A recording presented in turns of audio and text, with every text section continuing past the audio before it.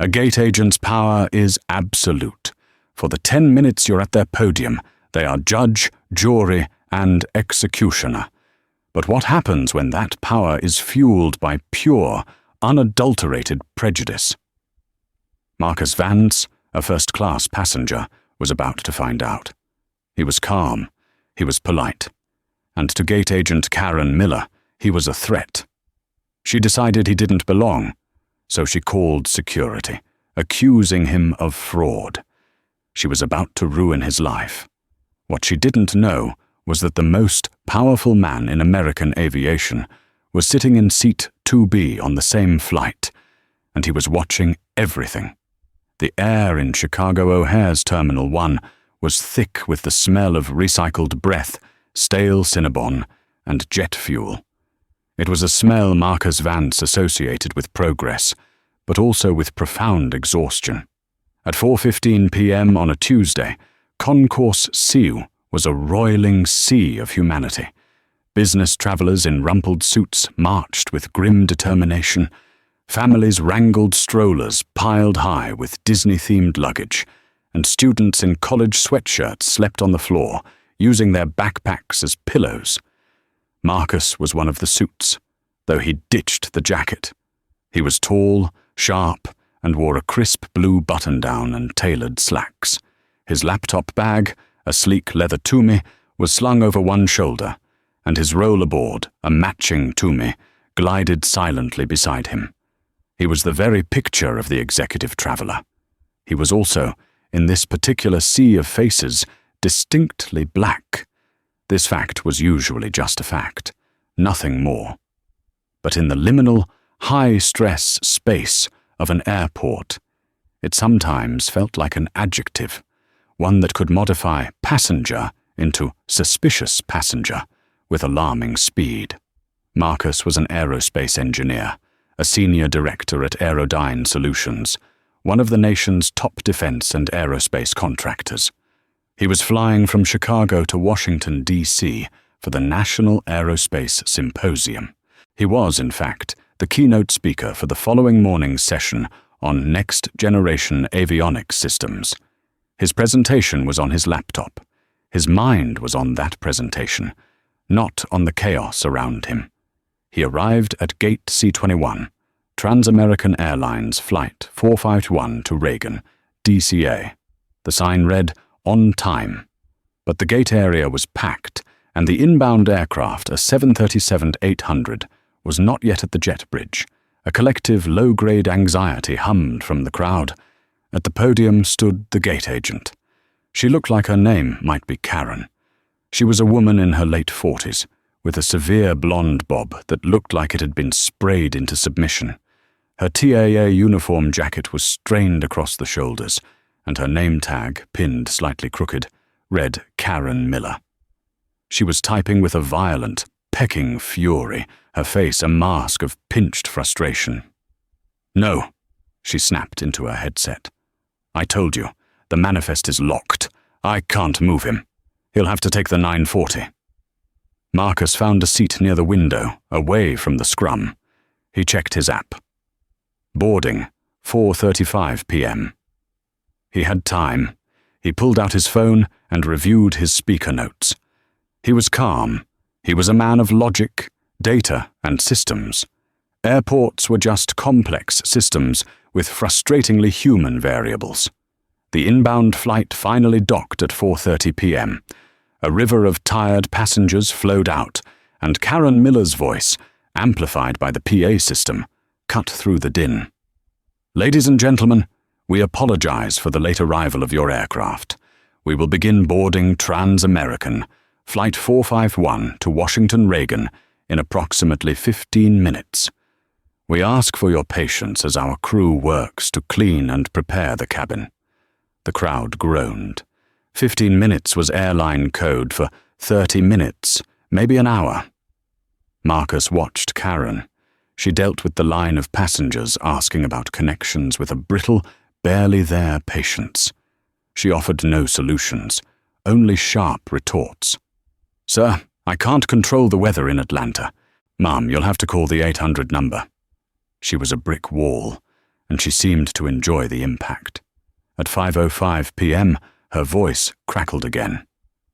"We will now begin boarding Flight 451. We invite our passengers traveling with small children and those needing extra assistance to board at this time." A small trickle of families moved forward. "We now invite our active duty military personnel and our Premier 1K and Global Services members to board." That was Marcus. He stood, zipped his phone into his jacket pocket, and grabbed his bags. He joined the Group 1 line, standing third back from the podium. The man in front of him, a white man in a golf shirt, handed Karen his pass. "Have a wonderful flight, Mr. Henderson." She beamed, a sudden, shocking transformation. The next passenger, a woman, received the same sunny treatment. "Enjoy DC, Mrs. Gable." Then it was Marcus's turn. He stepped up and handed her his phone, the QR code for his first-class ticket, seat 3A, glowing on the screen. He also held out his driver's license, as was standard. Karen Miller's smile vanished. It didn't just fade. It snapped off, like a light switch. Her eyes flicked from the glowing first-class designation on his phone to his face, then back to the phone. She didn't take his ID. "Sir, I need to see your boarding pass," she said. Her voice was flat, cold. "It's right here," Marcus said, calmly, holding the phone steady. "I need the paper pass. I can't scan phones. The system is acting up." This was a lie. She had just scanned the two phones of the passengers directly in front of him. Marcus knew this. She knew he knew this. The microgame had begun. "That's odd. It worked for Mr. Henderson," Marcus said, keeping his voice pleasant. "But no problem." He was prepared. He reached into his Toomey and pulled out the paper boarding pass the kiosk had printed. He handed it to her along with his license. She snatched the pass. She looked at it. She looked at his license. She looked at him. Her eyes narrowed. "Marcus Vance," she said, testing the name. "That's me," he said. She turned to her computer and typed, "Peck, Peck, Peck." The silence stretched. The line behind Marcus was growing. He could feel the impatient shuffling of feet. "Sir," she said, not looking at him, "I'm not seeing you on this flight." A cold spike of adrenaline hit Marcus's stomach. This was new. "I'm sorry? I don't have a Marcus Vance on my manifest," she said, her voice rising just enough to be heard by the people behind him. "Where did you get this ticket?" The accusation was hanging in the air, thick and toxic. "Where did you get this?" Not, "Let me recheck." Not, "There seems to be a system error." "I got it from Transamerican's website, just like everyone else," Marcus said, his calm beginning to fray. "I am a 1K member. I'm confirmed in seat 3A. It's right there on your app, on my email, and on that paper." "Sir, what's on your phone doesn't matter," Karen said, her voice laced with condescending patience. "What matters is what's on my screen, and my screen says seat 3A is unassigned." She held his boarding pass and ID hostage on the counter, just out of his reach. "I'm going to have to ask you to step aside, sir. You're holding up the line." "I'm not stepping aside," Marcus said, his voice dropping, becoming firmer. "I am a ticketed passenger. If your system is in error, you need to fix it, or you need to call your supervisor." This, he knew, was the trigger. He had questioned her authority. Karen Miller's face flushed a deep, blotchy red. "Sir," she said, her voice now dangerously sweet, "I am the supervisor for this gate, and I am telling you, this ticket is not valid. Now step aside, or I will have you removed." The atmosphere at gate C21 crystallized. The ambient noise of the terminal, the rolling bags, the distant announcements, the chatter, seemed to fade, focusing into a tight, uncomfortable spotlight on the podium. The passengers in the Group 1 line were no longer just impatient. They were witnesses. Marcus felt the familiar, hot flush of humiliation and anger rising in his chest. He'd felt this before, but never so blatantly. This wasn't a subtle slight. This was a direct, public challenge to his presence. "Ma'am," Marcus said, forcing his voice to remain level, to betray no aggression. He was acutely aware of the stereotype he was being forced to defy. "My name is Marcus Vance, V-A-N-C-E. I am confirmed on this flight. I have a confirmation email from Trans-American. I have a seat assignment on the Trans-American app, and I have the paper pass you are currently holding. All of them say 3A. Please check again. Perhaps you misspelled the name." Karen let out a short, sharp laugh. It was a sound like breaking glass. "Sir, I know how to spell. I'm not new at this. I'm telling you, you are not on this flight." She pushed his license and the paper boarding pass back toward him, a gesture of dismissal. "Now I am not going to ask you again. Step aside and let me board my paying passengers." The implication was clear. He was not one of them. "I am a paying passenger," Marcus said, his voice rising despite his best efforts. "I paid over $900 for this first-class seat. Here is the receipt." He was already pulling up the email on his phone, his hands moving with practiced speed. He held the phone out. Karen didn't even look at it. She crossed her arms. "I'm not looking at your phone, sir. It could be faked." "Faked?" Marcus was incredulous. "I faked a Trans-American email. I faked a QR code on your own app. I faked a 1K status that I've held for 6 consecutive years. Ma'am, that's a very serious accusation." "It is a serious situation," Karen retorted, her eyes narrowing to slits. "You are attempting to board a flight without a valid ticket. You are causing a disturbance, and you are refusing to follow the instructions of an airline agent." A man behind Marcus, in a cheap suit and a Bluetooth earpiece, huffed. "Jesus Christ, buddy, just go to customer service. Some of us have planes to catch." "I have a plane to catch right here," Marcus shot back, not turning around. He focused on Karen. "I am not moving. I am not going to customer service. You are the customer service for this gate. I've asked for a supervisor. You claim you are the supervisor. So supervise. Get on the phone with your IT department or your central manifest desk and solve this. My record locator is KY4GFL. He had given her the solution. He had given her the data. He had given her an out. She ignored it. To Karen Miller, this was no longer about a ticket. This was about power. This black man, in his expensive clothes, with his fancy title on his To-Me luggage tag, which he had read, M. Vance, Director, Aerodyne Solutions, was challenging her domain. He was telling her how to do her job. He thought he was better than her. Her bias, deep-seated and venomous, now had a pretext. He wasn't just a black man. He was an arrogant black man. And she was the one who could put him back in his place. "Sir, you're becoming belligerent," she said, her voice taking on a quaver of faux fear. "I am not," Marcus stated. "I am being firm. There is a difference." "I don't appreciate your tone. You're upsetting the other passengers." She gestured to the line. "I have given you a lawful order to step away from the gate podium. You have refused. You are now a security risk." Marcus couldn't believe what he was hearing. "A security risk? For asking you to check my ticket? For proving I'm a passenger?" "I don't know what you are, sir," Karen hissed, "but you're not getting on this flight. I don't feel safe with you." The magic words, the ones that gave her all the power. "I don't feel safe." Marcus saw the entire chessboard. He saw the move she was about to make. He knew he had one last chance.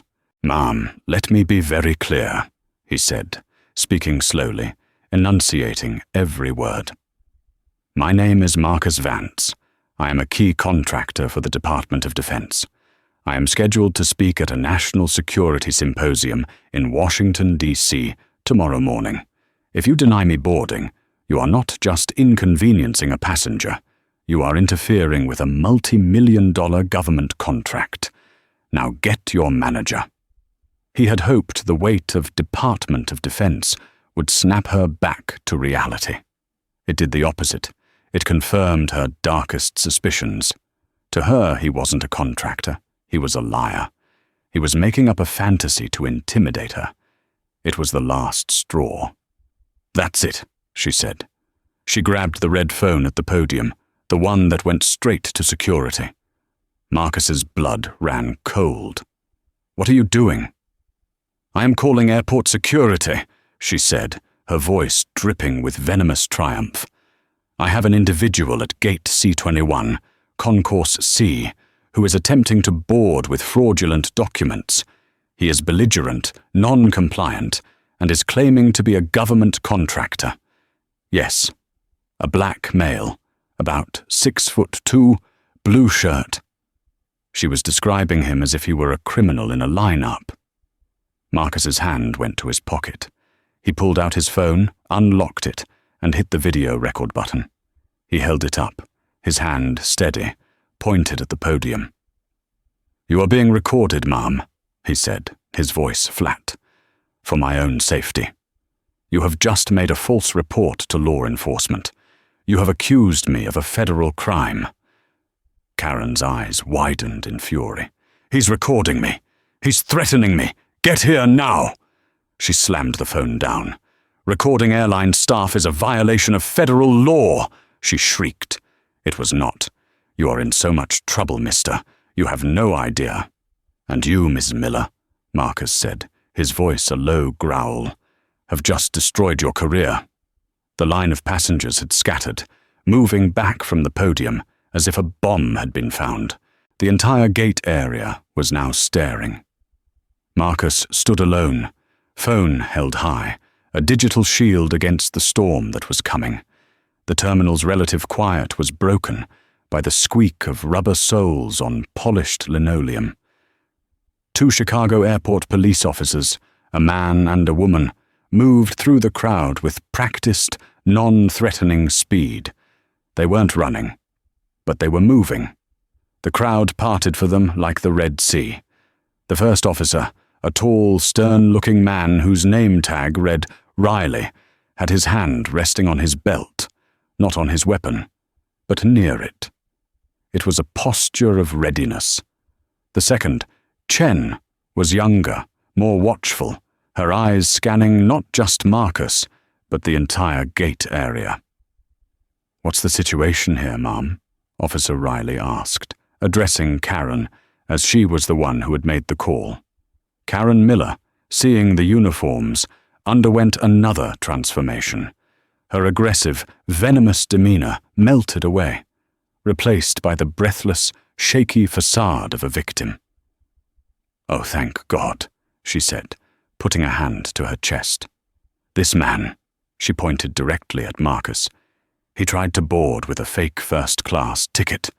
When I told him it wasn't valid and asked him to step aside, he became so aggressive.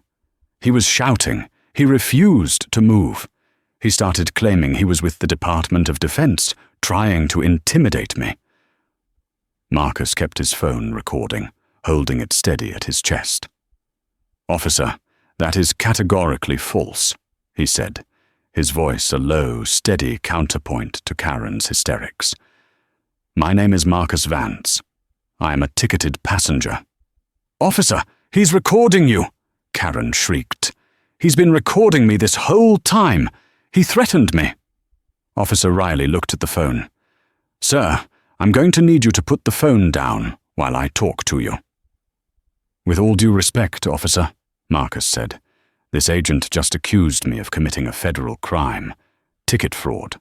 She has also made a false report. This recording is my only evidence of what actually happened. I am not turning it off. I am not consenting to this stop, but I will cooperate." Officer Riley and Officer Chen exchanged a look. This was not the usual belligerent drunk. This man knew his rights. This was going to be complicated. "Okay," Officer Riley said, shifting tactics. "Let's just calm everything down. Ma'am," he said to Karen, "you're saying his ticket is fraudulent?" "Yes. I checked my system. He's not on the manifest. He's not a passenger," Karen insisted. "Sir, let me see the ticket and your ID," Officer Chen said to Marcus. Her voice was more neutral. Marcus slowly, deliberately, lowered his phone to show his hands, then reached to the podium and slid the paper ticket and his Illinois driver's license toward her. Officer Chen picked them up. She looked at the license. "Marcus Vance, Chicago resident." She looked at the ticket.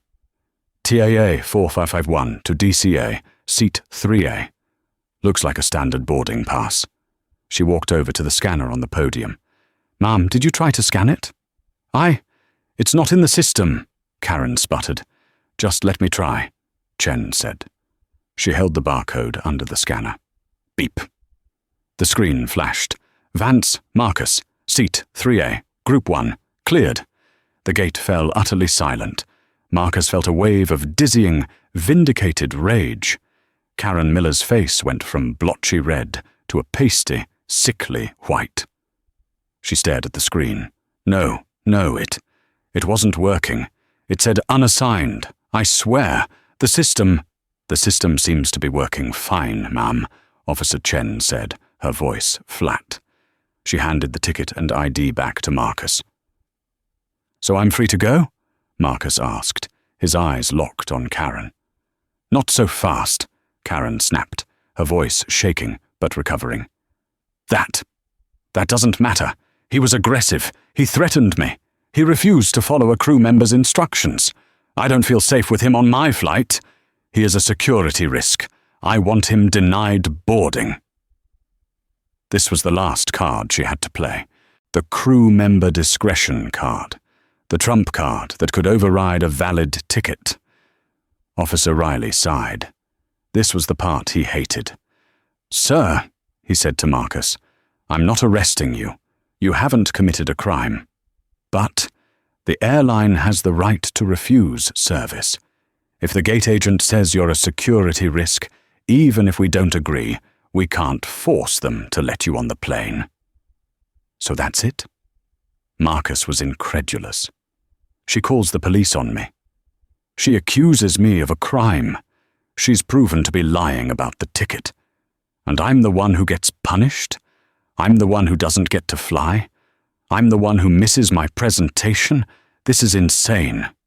"Sir, you're causing a scene," Riley began. "She created the scene."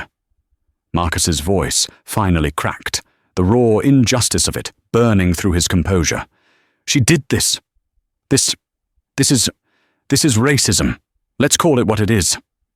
She saw me. She decided I didn't belong in first class, and she used every tool she had to get me out of here. And you're letting her." "Sir, we're not letting her do anything. I want him removed," Karen yelled. "He's still here. He's still being aggressive. Get him out of my gate." The two officers were now in a bind. They had a lawful order from the airline representative to remove a person from the leased gate area. They had no legal cause to arrest the man, but they had a duty to respond to the airline's request. "Sir," Officer Riley said, his voice hardening, "you need to come with us. You can file a complaint with the airline from the main terminal, but you are not boarding this flight. That's final." "This is not final," Marcus said, his mind racing. He was defeated. He was going to be escorted out of the terminal like a criminal. His career, his reputation. Just as Officer Riley put a hand on his arm, a new voice cut through the tension, a voice of quiet, effortless authority. What in God's name is going on here? The boarding for Flight 451 had been paused during the confrontation, but the inbound flight, TAA 450, had deplaned its last passengers, and walking out of the jet bridge, having been the last to get his bag from the first-class closet, was a man in a perfectly tailored grey suit. He was in his late 60s, with a shock of silver hair and eyes that looked like they had assessed 1,000 high-stakes situations. He looked at the scene. 2 police officers with their hands on a clearly distressed Marcus Vance, and a gate agent who looked like she was about to explode in triumph. Marcus's head snapped up, his face, a mask of anger and humiliation, instantly flooded with something new, shock and recognition. "Director Thorne?" The man in the suit stopped dead. His eyes focused on Marcus, and his own expression changed from mild annoyance to sharp concern. "Marcus? Marcus Vance?" Robert Thorne, the director of the Federal Aviation Administration, walked straight toward the confrontation. "What on earth is happening? Why are these officers touching you?" The sudden, specific use of a name, Director Thorne, sucked all the air out of the gate area. Officer Riley, who had been a cop for 20 years, instinctively knew a director in a $5,000 suit was not someone to be trifled with. He immediately removed his hand from Marcus's arm, as if it had been burned. Karen Miller, however, didn't catch the name. All she saw was another first-class passenger, an old white man, interfering. "Sir, I'm going to have to ask you to step back," Karen said, her voice sharp. "This is a security situation." Director Robert Thorne didn't even look at her. His entire focus was on Marcus. "Marcus, are you all right? You look like you've seen a ghost." "Sir," Marcus said, his voice thick with a mix of relief and profound professional embarrassment. I was just trying to board. This agent. She accused me of having a fraudulent ticket.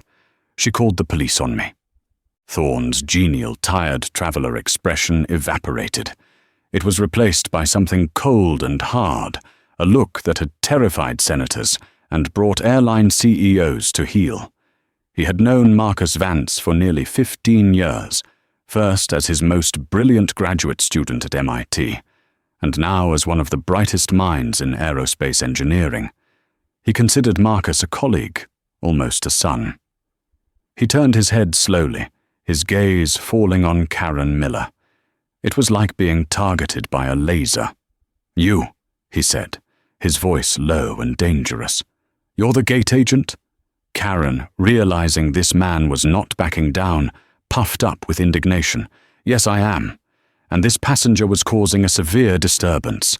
He was belligerent." "Belligerent?" Thorne interrupted. "Mr. Vance, the man who has top-level security clearance with the DoD, NASA, and the FAA itself. That Marcus Vance is belligerent? I find that highly unlikely. I've seen him brief 4-star generals with more calm than you're showing right now." Karen's face started to crumble. She looked from Thorne to Marcus and back again. But his ticket, it wasn't valid. The system said—" "The system," Thorne said.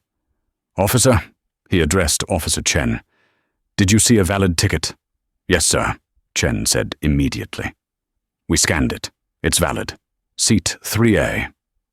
"So," Thorne continued, "the ticket is valid, and yet, when I walked up, you were having him removed.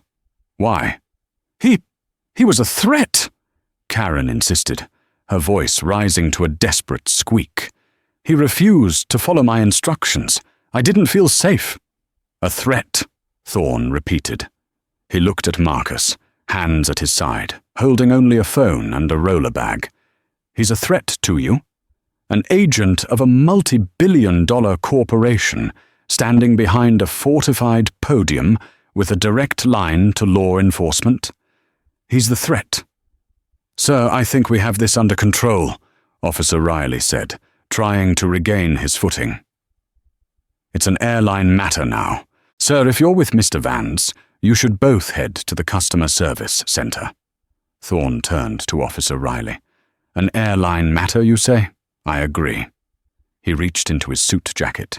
The entire gate held its breath. Was he a cop? A lawyer? He pulled out a slim, black leather wallet. He didn't flip it open to a badge. He calmly extracted a business card. He held it out to Officer Riley. Robert Thorne.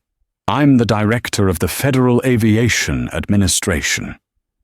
Officer Riley's eyes went wide. He looked at the card with its official seal and then at Thorne's face. He looked like he was going to be sick. Officer Chen's jaw literally dropped. FAA, Karen Miller whispered. The words came out like a death rattle. The Federal Aviation Administration, Thorne said, enunciating every syllable. The agency that provides your employer, Trans-American Airlines, with its operating certificate. The agency that writes the rules you just creatively interpreted. The agency that investigates exactly this kingdom of customer service issue. He turned to Karen. So, let's try this again. My name is Director Robert Thorne. I just deplaned from TAA 450. Mr. Vance here is, as I mentioned, one of the most respected engineers in his field. He and I are both scheduled to speak at the National Aerospace Symposium tomorrow. I find it curious that he was almost arrested.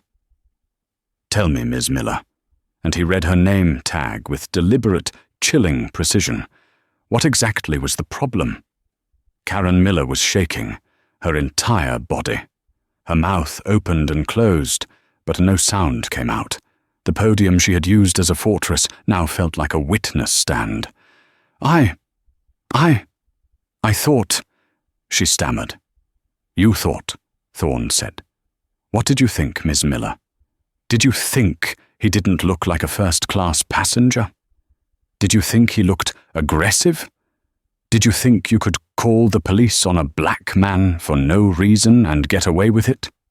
I'm not a racist, she shrieked, the accusation now spoken aloud, making her crack. I never said you were, Thorne replied, his voice dangerously quiet. But your actions are problematic. You accused a man of fraud, a claim proven false by your own scanner. When that failed, you accused him of being a threat, to deny him his paid-for, confirmed seat. You wasted the time of these officers. You have created a hostile environment for a passenger based on... Well, we'll let the investigation determine what it was based on. Just then, a man in a rumpled TAA suit, the actual gate supervisor, came running up. He'd been paged by Officer Chen's shoulder mic the moment she saw Thorne's card. Director Thorne, sir! The man panted, his face pale with panic. His name tag read Jim G. What's going on? Is there a problem with the flight? There is a problem, Jim, Thorne said, his voice like ice. A very, very big problem. It seems your agent here, Ms. Miller, has a problem with Mr. Vance, and now I have a problem with Ms. Miller, and I suspect in about 5 minutes your CEO is going to have a problem with all of us.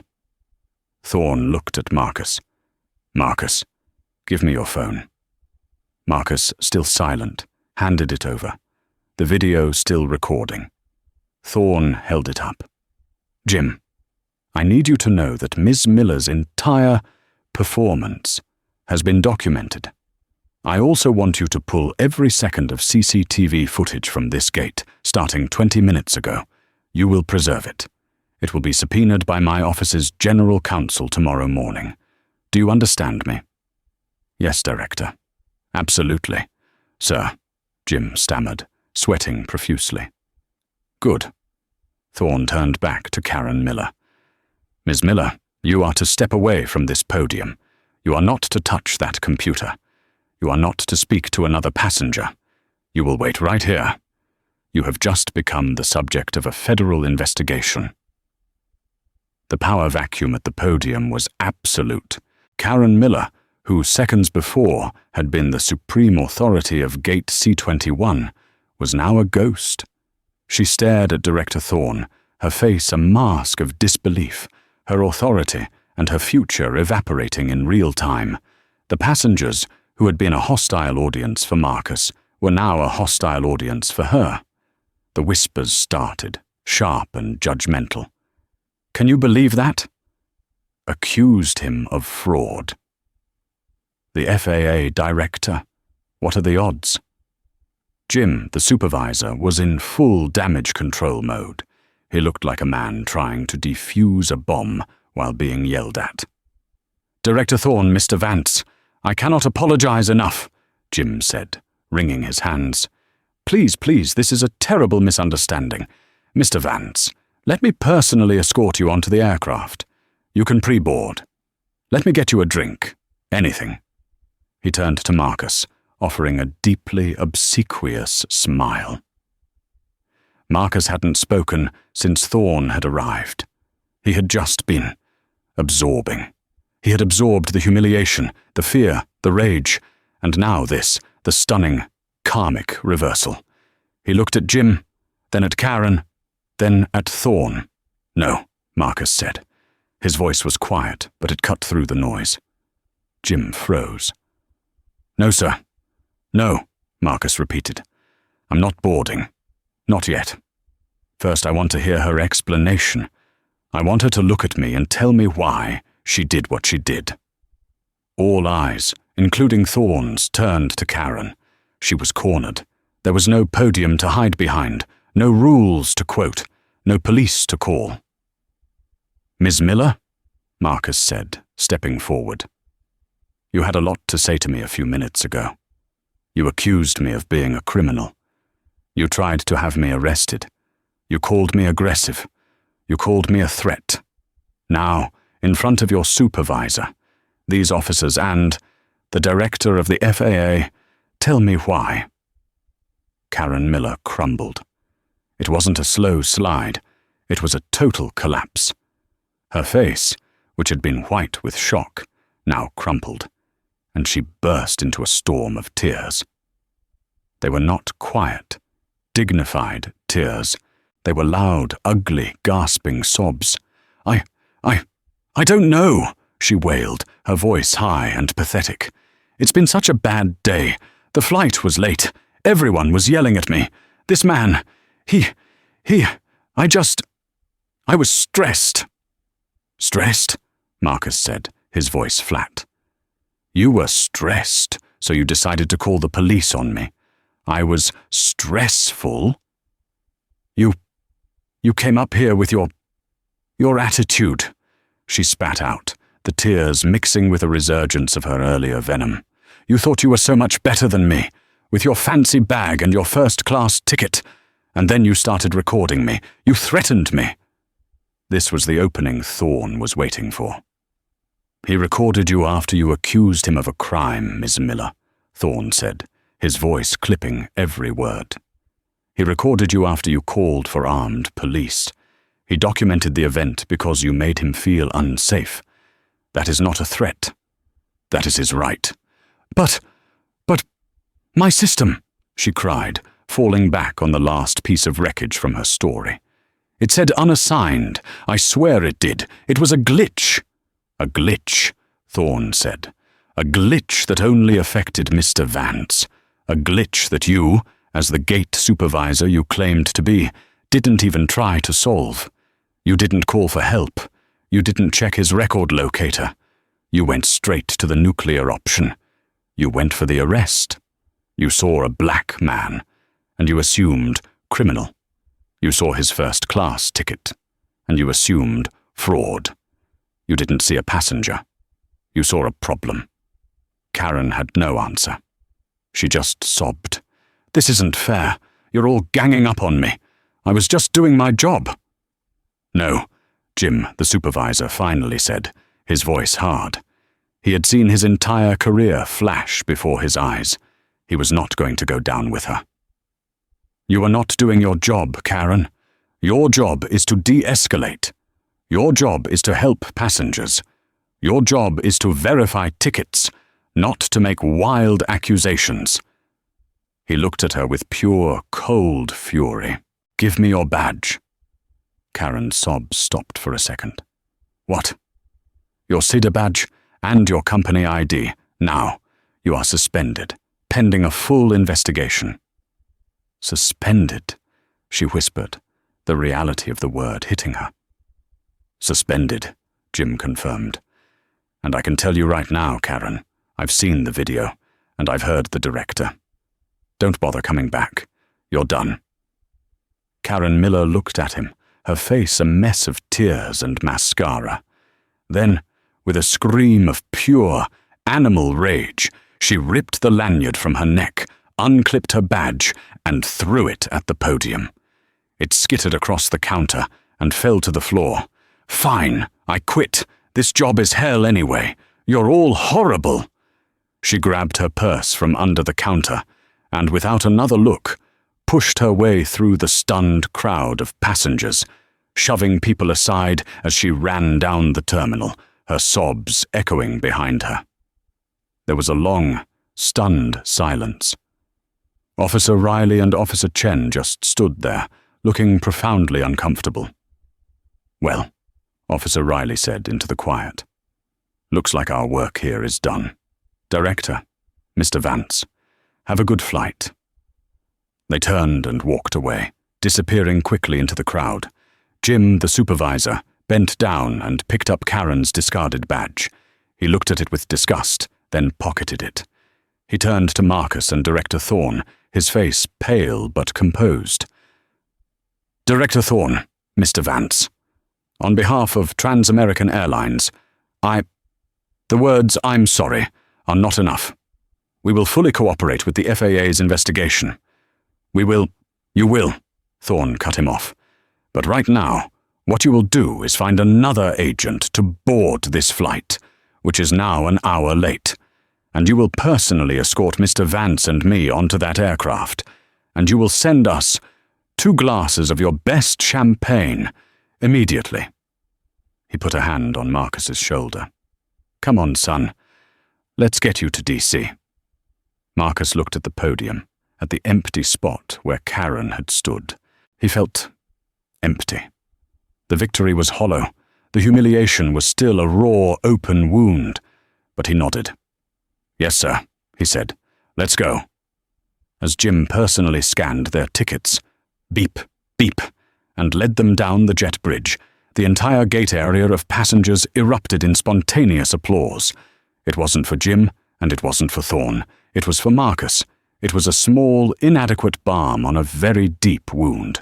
The first-class cabin of the 737 was an oasis of calm after the storm of the gate. As Marcus settled into Seat 3A, the one he had fought for, he felt a wave of exhaustion, so profound it was almost dizzying. He leaned his head back against the leather and closed his eyes. The adrenaline that had been coursing through him for the last hour drained away, leaving a toxic, shaky residue. Director Thorne was in 2B, just across the aisle.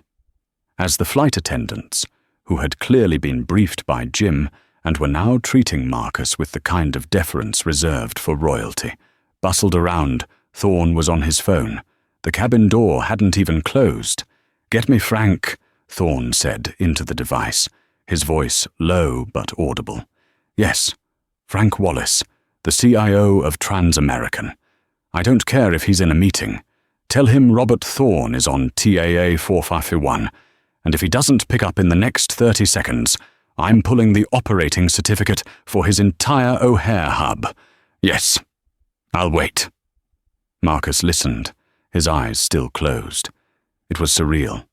This was the man who had written the foreword to his doctoral thesis, the man he had drinks with at conferences. To Marcus, he was Bob. But to the world, he was Director Thorne, and he was wielding his power like a weapon. There was a pause. "Frank, good. You're fast." "No, I'm fine. The flight is fine. Your employee, however, is not... No, not the pilot. A gate agent. At ORD, Gate C21. Her name," and here Thorne paused, "is, or was, Karen Miller." Thorne then proceeded, in calm, methodical, and devastating detail, to recount everything he had witnessed and everything Marcus had told him. He left no room for interpretation. She didn't just make a mistake, Frank. She escalated. She lied. She called the police. She accused one of my top priority contractors of fraud, and then tried to have him denied boarding as a threat when her lie was exposed. Yes. Yes, Mr. Marcus Vance. Yes, that Marcus Vance, the one speaking at the symposium tomorrow, the one whose company just inked that $2 billion avionics deal with you. Yes, that one. Marcus could practically hear Frank Wallace, the CEO, sweating through the phone. Here's what's going to happen, Frank, Thorne continued. This isn't a complaint. This is a formal notice. My office is opening a full civil rights probe into Trans-American's O'Hare operations, effective immediately. I want Ms. Miller terminated, not suspended. Terminated. And I want her permanently barred from receiving a cider badge at any airport in this country. I don't want her serving coffee at a Hudson News. Yes, I'm serious. I want a full, independent audit of all passenger discrimination complaints filed against your airline in the last 24 months, and I want that audit, along with your plan to fix it, on my desk in D.C. by Monday.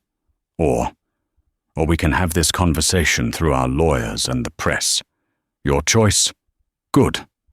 I'm glad we understand each other. I'll see you at the symposium. You'd better have a very good apology prepared for Mr. Vance. Thorne hung up. He looked across the aisle at Marcus. The director was gone. Bob was back. You all right, son? He asked, his voice full of genuine concern. Marcus finally opened his eyes.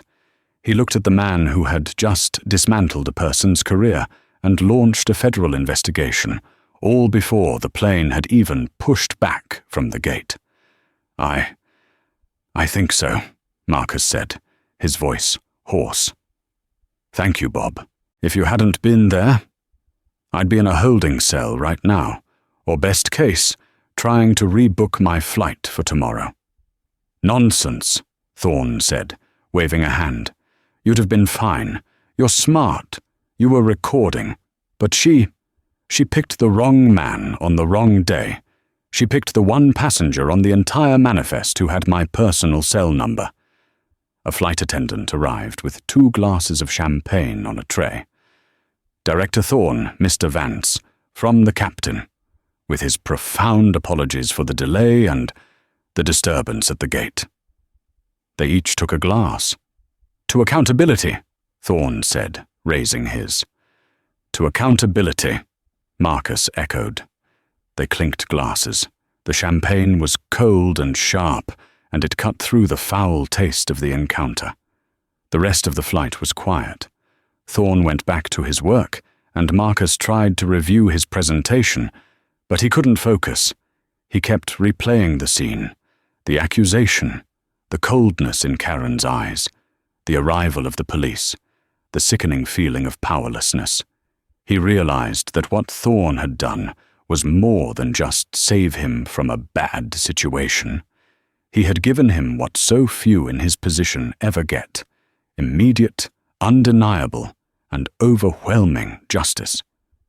The hard karma his YouTube audience loved. But as he sat there, sipping the $50 champagne, he felt a strange melancholy. What about the people who didn't know the director of the FAA? What about the black man in coach, with no fancy title, no expensive suit? What happens to him when he's accused? He gets arrested. He gets put on a no-fly list. His life is ruined. Karen Miller wasn't just an anomaly. She was a symptom. And while she was being dealt with, the disease was still out there. When they landed at Reagan National, the jet bridge was already connected. As the door opened, a woman in a sharp TAA executive suit was standing there, her face a mask of practiced concern. Director Thorne, Mr. Vance, she said. I'm Amelia Hayes, VP of East Coast Operations for Trans-American. I am here to personally apologize for your experience in Chicago. It is unacceptable, and I assure you, we are— Save it, Amelia, Thorne said, walking past her. I spoke to Frank. We're clear. It's Mr. Vance you need to talk to, and I can tell you he's had a very long day. So unless you're here to hand-deliver his luggage, I suggest an email." Amelia Hayes looked at Marcus, her eyes full of apology. "Mr. Vance, a car is waiting for you downstairs. Terminal bag claim. It will take you to your hotel. It's the least we can do." "Thank you, Ms. Hayes," Marcus said, polite but cold. He walked past her, following Thorne. He was done being polite. He was done being the calm one. He had a speech to give, and he was about to add a new, unscheduled introduction. The next morning, Marcus Vance stood on the main stage of the National Aerospace Symposium, held in the cavernous ballroom of the Walter E. Washington Convention Center. The room was packed. Over 3,000 engineers, executives, government contractors, and high-ranking officials from the military and Department of Transportation were in the audience. In the front row sat Director Robert Thorne. 2 seats down from him sat Frank Wallace, the CEO of Trans-American Airlines. Marcus adjusted the microphone. The teleprompter glowed with his prepared remarks on predictive avionics and AI-driven flight systems. He looked at the words, then looked out at the crowd. "Good morning," he said. His voice echoed through the massive room. "My prepared remarks today are about the future of aviation technology, about systems, about how we build trust between man and machine, about how we identify and eliminate points of failure before they become catastrophic." He paused, his eyes sweeping the front row, landing for just a second on the Trans-American CEO. "But I find myself compelled to speak about a different kind of system," Marcus continued, going off script. The teleprompter operator in the back looked confused. "I'm talking about the human system, the one that operates our airlines, our security, and our gates. Because yesterday in Chicago, I experienced a catastrophic failure of that system." You could have heard a pin drop. Director Thorne leaned forward, a small, grim smile on his face. Frank Wallace looked like he was going to throw up. "Yesterday," Marcus said, "I was accused of a federal crime by a gate agent for Trans-American Airlines. I was told my first-class ticket was fraudulent. I was told I was aggressive. I was told I was a security risk. The police were called. I was, for a period of about 20 minutes, treated as a criminal. Not because of any action I took, not because of any words I said, but because the agent, Ms. Karen Miller, looked at me. And her internal system, her bias, identified me as a point of failure. She decided I did not belong. The murmur in the crowd grew into a low buzz. This was not the expected keynote. "I was lucky," Marcus said, his voice gaining power. "I was lucky because, by a 1 in a billion chance, the director of the FAA, Robert Thorne, was deplaning and saw the confrontation. He intervened. He stopped what would have been, for anyone else, a life-altering injustice." "Thank you, Bob." He nodded to Thorne. Thorne nodded back. The entire room turned to look at the FAA Director, who was now staring daggers at the CEO next to him. "But my luck," Marcus said, "is not a solution. My luck is not a system. My luck is not policy. The Karen Millers of the world are not just bad apples. They are the product of a system that gives them unchecked power with zero accountability. They are a bug in the code. And we, the people in this room, the leaders of this industry, are the only ones who can write the patch." He looked directly at Frank Wallace. "So to my colleagues at Trans-American and every other airline represented here today, your systems are failing, your human protocols are broken. And I am not talking about customer service. I am talking about civil rights. Fix it. Because the next person Ms. Miller decides to not feel safe around might not know the director of the FAA, and their life will be destroyed." He took a breath. "Now, let's talk about avionics." For the next 45 minutes, he gave his prepared speech. It was brilliant. When he finished, the room exploded in a standing ovation. It wasn't just for his technical prowess, it was for his courage. As he walked off stage, Frank Wallace, the TAA CEO, intercepted him, his face ashen. "Mr. Vance. Marcus. That was... I am mortified. I have never been so embarrassed. I want to apologize, personally, publicly." "Don't apologize to me, Frank," Marcus said, stopping him. "I'm fine. Apologize to your shareholders, because the fine Director Thorne is about to levy against you is going to be significant. And apologize to the next 1,000 Marcus Vances who are going to fly on your airline. And mean it. Fix your training. Fire the people who need to be fired. Root out this poison." "We will," Frank said, nodding vigorously. "We are. Ms. Miller was terminated for cause, effective last night. We've already pulled her SIDA credentials, permanently. And we are making a $2 million donation to the NAACP Legal Defense Fund and the Thurgood Marshall College Fund in your name." Marcus looked at him. "A donation. That's a start. And Mr. Vance, Transamerican would be honored if you would lead a new, external, passenger equity task force for us to, as you said, fix the system. We will pay you, of course, whatever your consulting fee is." Marcus almost laughed. This was the hard karma.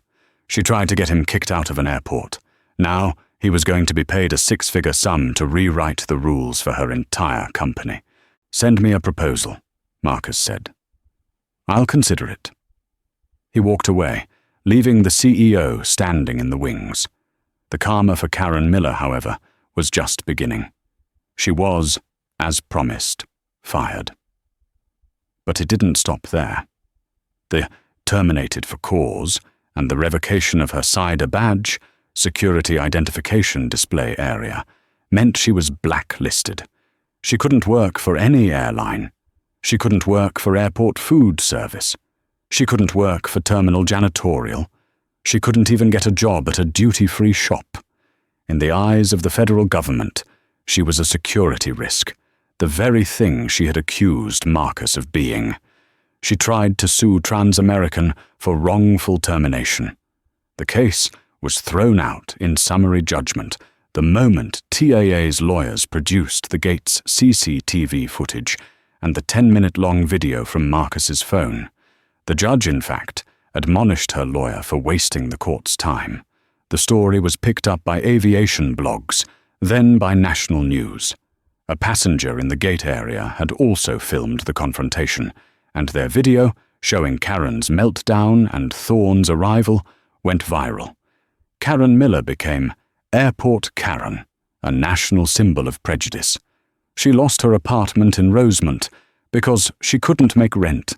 She had to move back in with her sister in Indiana. She tried to get a job as a shift manager at a local fast food restaurant, but the franchise owner recognized her from the news and refused to hire her, saying he didn't want that kind of drama. Her moment of petty, racist power, her attempt to humiliate a man she felt was beneath her, had cost her everything. Her job, her career, her reputation, her home. That was the hard karma. The hard karma for Transamerican Airlines was a $1.8 million fine from the FAA for civil rights violations, the largest of its kind that year. They were forced to implement a sweeping, top-to-bottom retraining of all 40,000 of their customer-facing employees, a program designed and audited by a new task force, chaired by Marcus Vance. Marcus never had another problem at an airport, but he always flew with a paper boarding pass, just in case. And he always kept his phone charged. And that's the story of Karen Miller and Marcus Vance.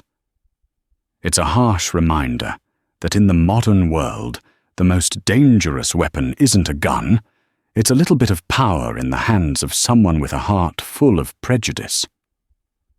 Karen Miller tried to use her uniform as a weapon, but she aimed it at the wrong man. She didn't just lose her job, she lost her entire future, blacklisted from the industry she had weaponized. What do you think?